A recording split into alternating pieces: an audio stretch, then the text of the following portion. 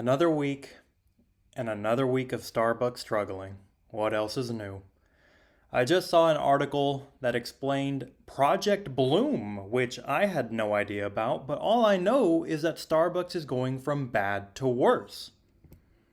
Starbucks was down huge again today, and down now almost 15% over the last year. And that is incredibly shocking considering how good of a stock market we have had this year. This kind of performance has been terrible. And again, just like I mentioned, I have talked about Starbucks time and time again here on my YouTube channel. It has been the worst performer of my portfolio. And I feel like every single time that I look at this stock, it's down and down and down for some new reason. But let me show you the headline here because it's not good. It is not good for Starbucks' relationship to shareholders, how Wall Street views the stock, how retail investors view the stock. And that is because I came across this article that says the store closures that Starbucks announced here in the last week or so were premeditated. They knew that they were going to close these stores all along, but never made any mention of this in any of their earnings reports or in any of their conference calls. In the article, the author here states that there was a report from the Wall Street Journal that suggests, so this isn't confirmed. It suggested that the project was planned ahead, and the company even had a name for the closures of so many stores, and they called it Project Bloom. The article continues saying shareholders seem blindsided and profoundly unhappy, as suggested by the nearly 4.5% loss in Starbucks shares in Monday's afternoon trading.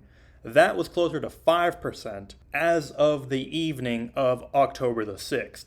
And I, for one, am one of those very unhappy shareholders because I have not been pleased with Starbucks' performance here over the last year or 2 years now. But it is becoming incredibly difficult to keep defending this company, especially if they're not going to be disclosing information like this. I mean, I get that you want some discretion. You don't really want to say, hey, just a heads up, in about 6 months from now, we're going to close 450 stores, and here's the list of the stores we're going to close. Because if you do that, all of the employees in said stores are going to jump ship. That's just how it goes. So I get that, but why wouldn't you go ahead and at least give some kind of heads up? If you're not going to disclose which stores you're going to close, you should at least tell shareholders, hey, we're planning on closing this amount of stores by the end of the year. We'll give you an update, in the last quarter of 2025. Something. Yeah, the stock might have still tumbled, but at least you're being very transparent with your shareholders instead of just blindsiding everybody. And now with reports coming out that you had planned it all along, not letting anybody know about it, that's not a good look, Starbucks. Steve Nickel, it's not a good look. And that leads me to a investment strategy called tax loss harvesting. And that is where you sell a security at a loss to offset capital gains and reduce tax liability. And it is something that I am strongly considering now if this headline is true, that Steve Nickel basically knew that he wanted to close stores, made no mention of it to shareholders, because I'm really starting to lose faith in Starbucks CEO. I would really have preferred for him to just be upfront about the problems and about his plans instead of just being shady about it like this. I don't know, it rubs me the wrong way. It's a stock that has been struggling. It's a stock that I have been keeping an eye on for all the wrong reasons anyway. So I'm really starting to consider potentially selling at least some of the position, if not most of the position, in order to offset some tax liabilities that I would have at the end of this year. Because 2025 has been a year where I have sold a bunch of stocks. I have sold more stocks and have more tax liability in 2025 than any of the previous 6 years I have invested combined. It's been a really good time in the stock market. And when you have just one stock that is underperforming, like Starbucks has been doing for my portfolio, it sticks out like a sore thumb.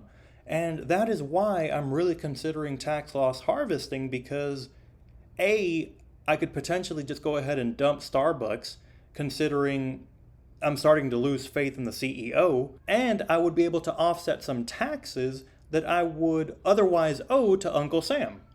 So to me, it's starting to look like a win-win, but there are some things to consider here. And number one being the wash sale rule, which states that a tax loss cannot be claimed if you sell a security and buy the same or a substantially identical security within 30 days before or after the sale. So what exactly does that mean?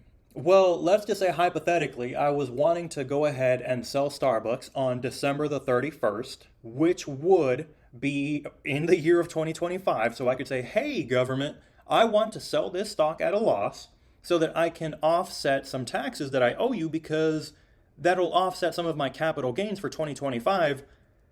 But as soon as you say the okay, or as soon as you give me the okay on that side, come January 2nd, I guess, because the stock market's going to be closed on New Year's Day, come January 2nd, I turn around and I buy Starbucks back again. That would really defeat the purpose of giving me a tax write-off for the losses if I'm just going to buy it again in the next day or two. Which I'm sure somebody ended up doing, and that's why this rule was created. If I do implement this strategy, though, I don't see myself buying Starbucks again because I've just got a really bad taste in my mouth when it comes to this stock. They are lowering their dividend growth rate. The CEO is keeping secrets from the shareholders. The stock has been underperforming for the last 2 years at least now. Looking like it could be another 2 years before the stock turns around. But I am going to give Starbucks a little bit of grace here. If Starbucks is below $80 a share come December, I will strongly consider selling it to offset gains this year. If Starbucks holds in the $80 range or somehow manages to actually go up through the end of the year, then I'll just hold the position like I originally planned. But again, I'm very not happy with Starbucks stock right now, and I would love to get your opinions in the comments below. Do you own Starbucks? What do you think of this headline? And what do you make of Starbucks CEO Steve Nichols potentially keeping information like this from shareholders? I would love to get your thoughts, whether you agree with Steve Nichols if he did keep this information from everybody, if you strongly disagree with that kind of maneuver like me. Any violent outbursts of disagreement, be sure to let me know in the comments below. If you made it this far in the video, be sure to give me a like, and as always, I'll catch you in the next one. Peace.